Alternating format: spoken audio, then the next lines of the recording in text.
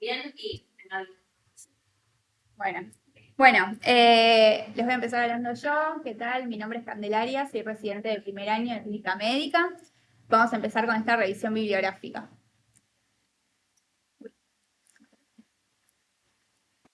¿Problemas técnicos? Ahí va.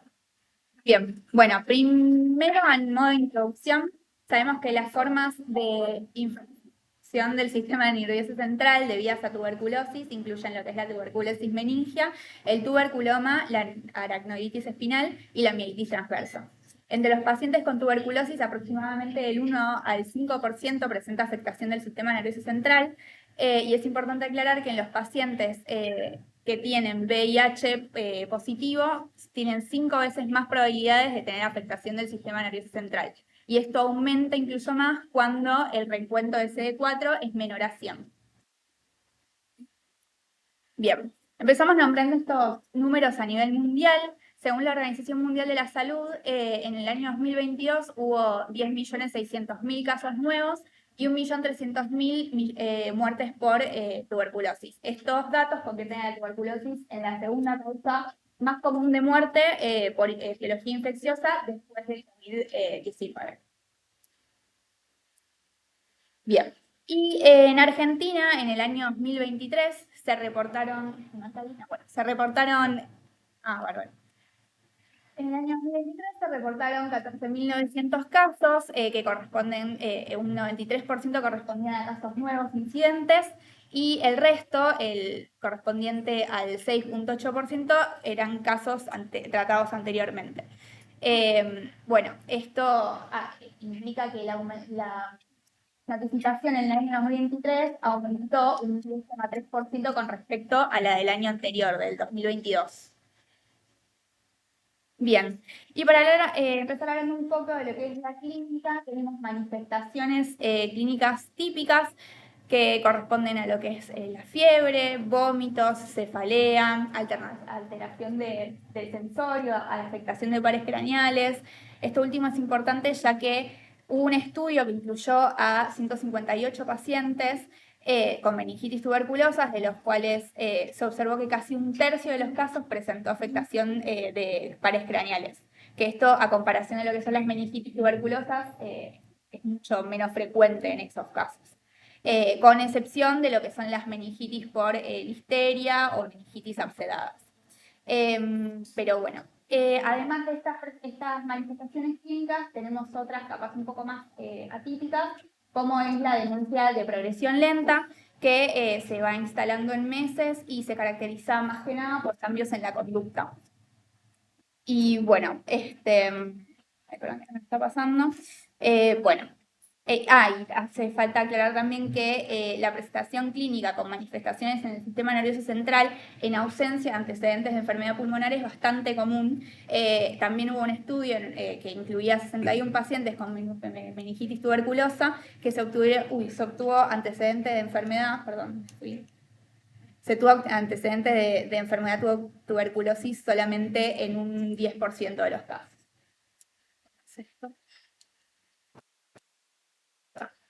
Bueno, y para empezar el estudio es importante evaluar el líquido cefalorraquídeo, ¿sí? Una de las primeras cosas que vamos a hacer es tomar una muestra de líquido cefalorraquídeo, hacer una punción, y lo primero que vamos a ver es un aumento de la presión de apertura y, bueno, lo que es muy característico es la marcada linfocitosis, que es mucho más marcada que en otras etiologías, y bueno, además de un aumento en las proteínas y una hipoglucorragia. Bueno, adentrándonos a lo que son los métodos diagnósticos, tenemos en primer lugar el aislamiento del bacilo en cultivo de líquido cefalorraquídeo, que tiene una especificidad del 97% y una sensibilidad del 74%. Este método es el gold estándar. Lo único que tiene como desventaja es que en general estos cultivos tienen muchos meses de incubación, entonces se torna un poco lento llegar al diagnóstico. Por otro lado, tenemos la tinción de Sid-Nielsen convencional, que tiene una sensibilidad de un 3,3%. Tenemos las pruebas de PCR para tuberculosis que su sensibilidad ronda entre el 30 al 82% y la especificidad del 95 a 99%. Esto depende de la técnica utilizada. Y tenemos el método EXPERT, que tiene una sensibilidad del 52 al 85% y una especificidad mucho más alta, del 98 al 99%. Esta técnica convierte a que sea muy útil para la confirmación, no como para el diagnóstico inicial, pero sí para la confirmación del diagnóstico. Bien. Bueno, acá tenemos para hablar un poco de lo que son las imágenes diagnósticas. Primero, aclarar que no existen hallazgos patognomónicos de la meningitis tuberculosa. En general se suele mostrar realce meningio, hidrocefalia, realce ganglionar, infartos. Acá lo que tenemos es una serie de imágenes correspondientes a una paciente de 20 años de edad, que tenía serología para HIV negativa. Lo que podemos ver en la primera imagen es una dilatación de los ventrículos que corresponde a la cefalia. Después, en esta otra, ventana de T1, podemos ver el realce meningio. Acá también. Después tenemos en secuencia FLAIR, que se ve mucho más marcado el realce cefálico. Y en estas dos, que son en secuencia de difusión y ADC, tenemos lo que es los infartos, ¿no? El subtalámico bilateral y el infarto.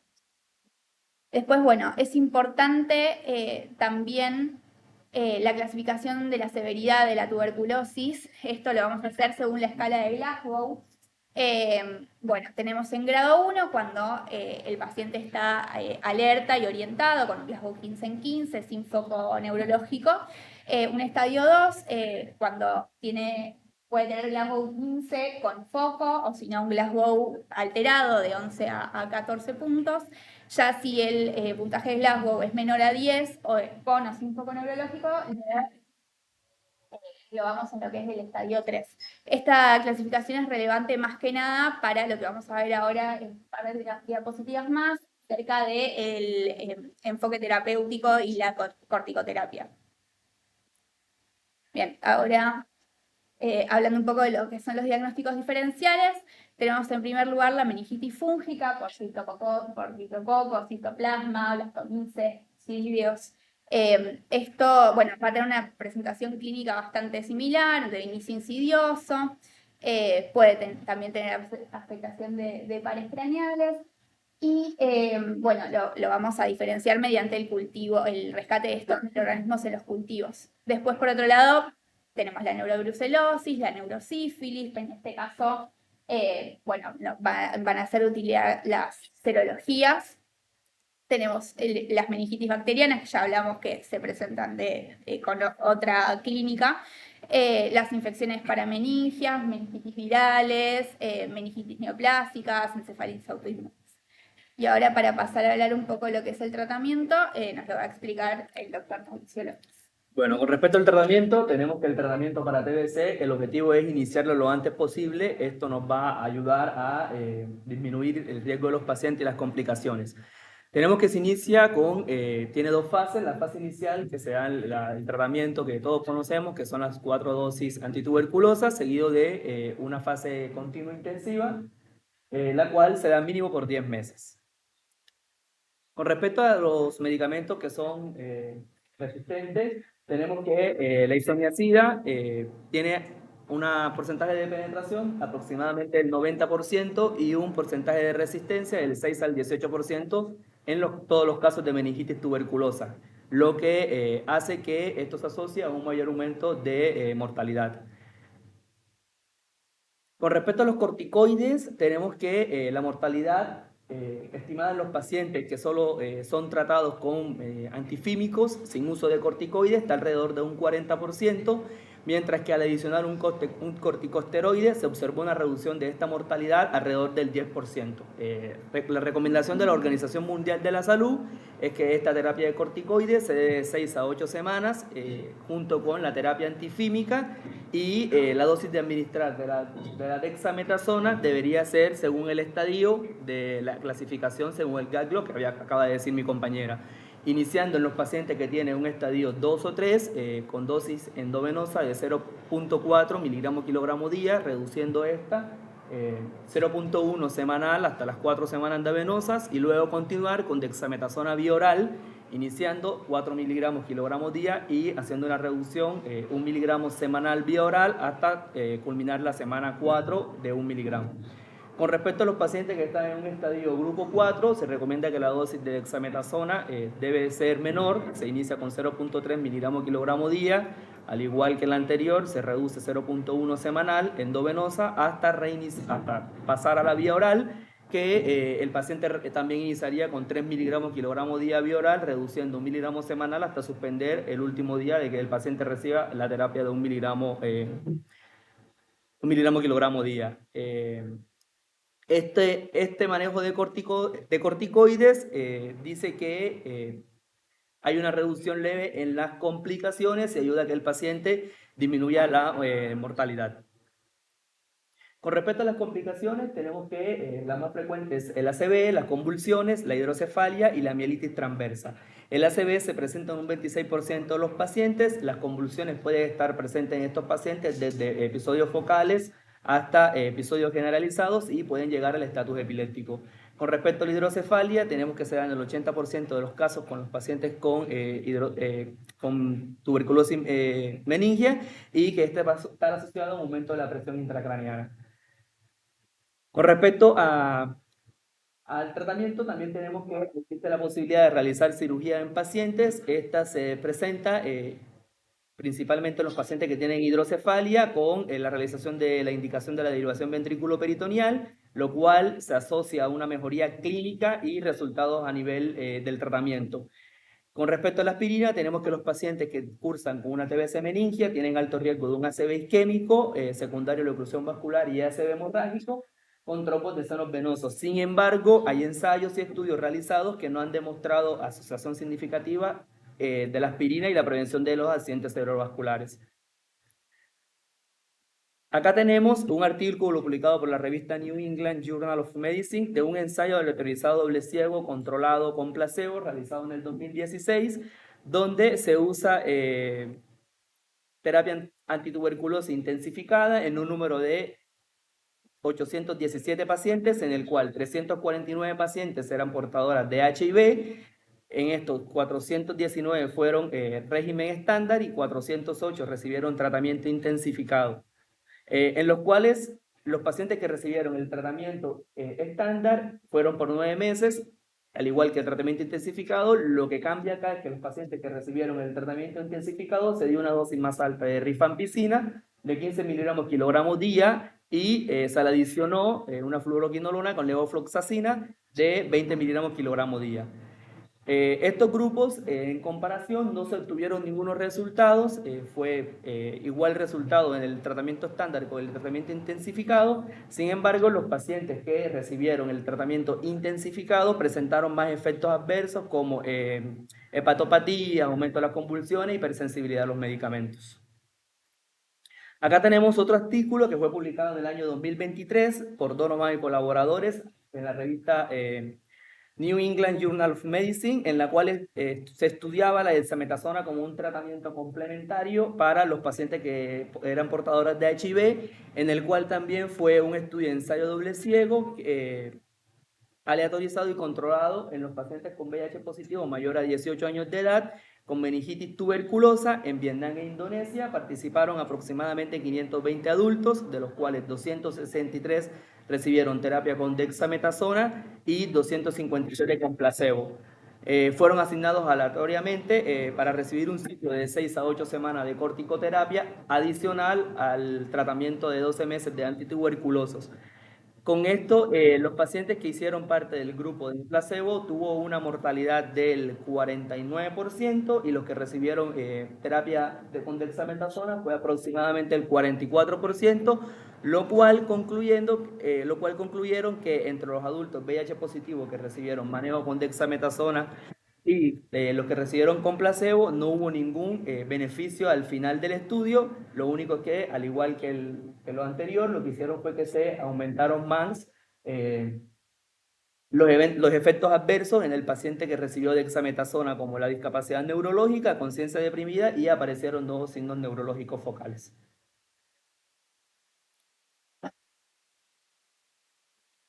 Bueno, a futuro, con respecto a los estudios que se están realizando al adicional la corticoterapia en los pacientes que tienen TBC meningia, tenemos el estudio de Ultimate, que está descrito en la tuberculosis en Edinburgh, Scotland.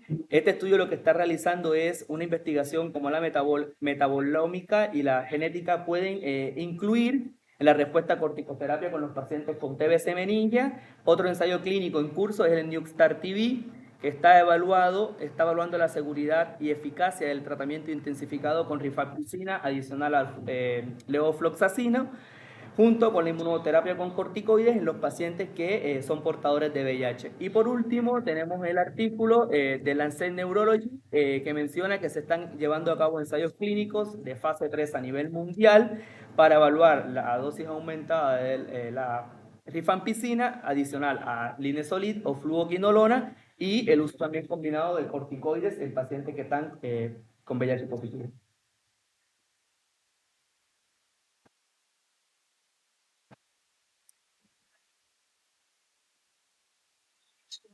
Esta es la bibliografía de los artículos que usamos para la recomendación práctica.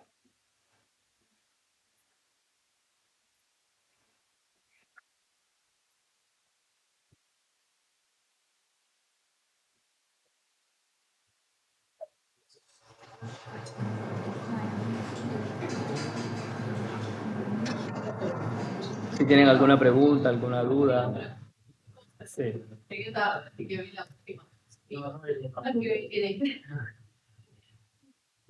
de tratamiento de pacientes HIV con corticoides, el paciente que ha recibido el tratamiento. Acá tiene alguna diferencia en el tratamiento antirretroviral junto con el 4 nuevas de tuberculosis o no. Mencionaban que en los pacientes que venían recibiendo terapia antirretroviral no había que suspenderla a menos que hiciera interacción con antituberculosis que estaba recibiendo, más que todo el deucravail con la rifampicina. Y en aquellos pacientes que no estaban recibiendo terapia antirretroviral, lo que decía el estudio era que lo recomendaban iniciar después del segundo mes de haber comenzado el tratamiento antituberculoso para prevenir las complicaciones, pero como tal el estudio no mencionaba mucho a fondo si había alguna diferencia o no en el uso del corticoide junto con la terapia antirretroviral.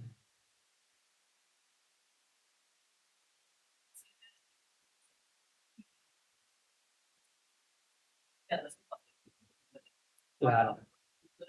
Va a ser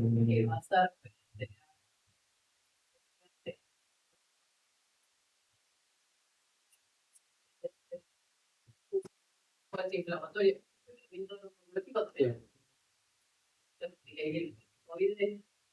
Sí.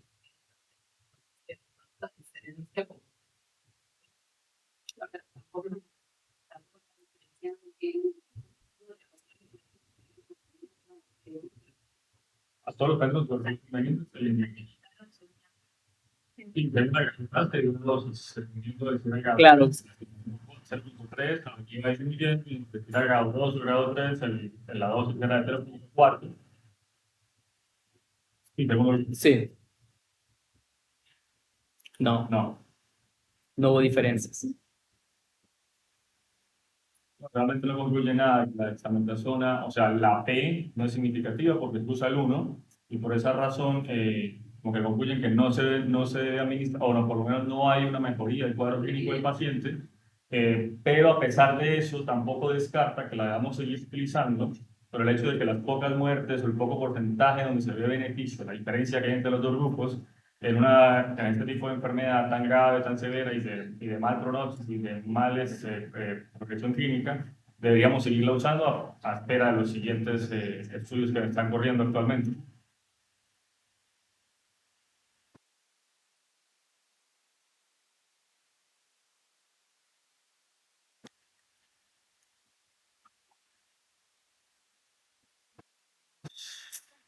Eso es todo. No sé si hay alguna.